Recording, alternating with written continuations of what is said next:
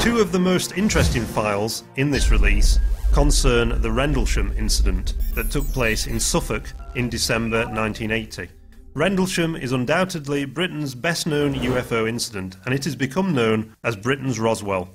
The sighting involves mysterious lights that were seen in the forest outside the perimeter fence at RAF Woodbridge in Suffolk during the Christmas holidays of 1980. These were seen by American airmen who were stationed at the base.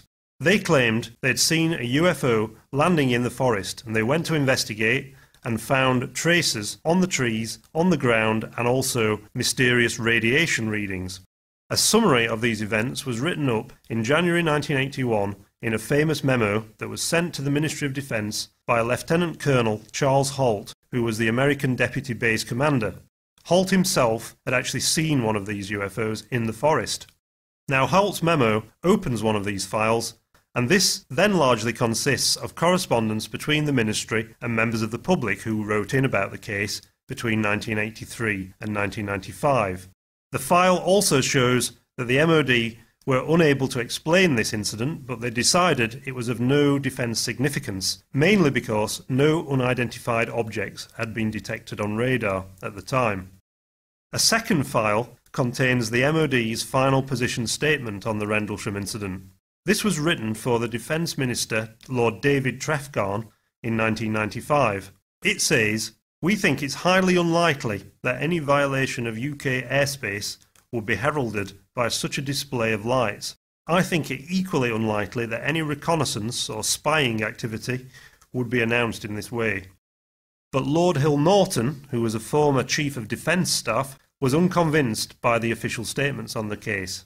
He believed the Rendlesham Forest UFO incident was a potential banana skin looming for the MOD.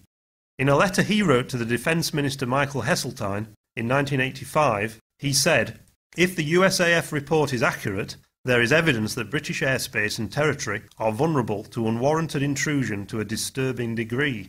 If, on the other hand, Colonel Holt's report must be dismissed, then we have evidence, no less disturbing, I suggest, that a sizable number of USAF personnel at an important base in British territory are capable of serious misperception, the consequences of which might be grave in military terms." Responding to another letter about the incident, Michael Heseltine said, "I can assure you there is not a grain of truth in the allegation that there has been a cover-up about alleged UFO sightings, including Rendlesham."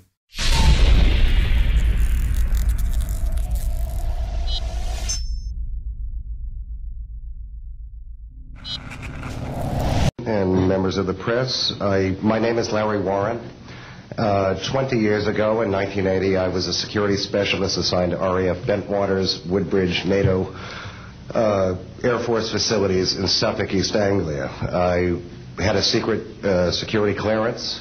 I guarded our backline nuclear weapons that were stored there at the time, without the knowledge of the people of Great Britain.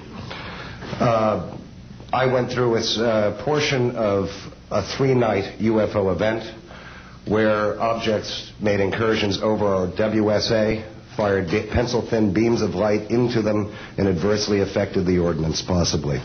These objects were on the ground on 2 different nights. Potentially there was another life form seen. This is an unpopular truth. These events were of extreme defense significance to not only Her Majesty's government, but this government as well, and they are still shrouded in secrecy. They are very complex. They are very vast. This is more about a human rights issue than just a UFO issue. 20 years ago, this room would be empty. I see a turn in history. This is history in motion, but unfortunately it's history with the security classification. I would be more than honored to swear under oath that I experienced what I did, I saw what I saw.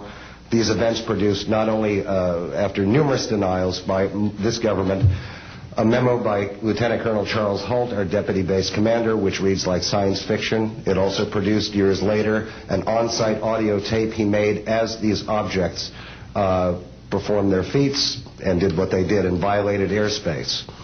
These events are of extreme defense significance. I hope my brothers in arms that went through these events will be given immunity at some point and be able to join us here. It is an honor to share the stage with all of these people.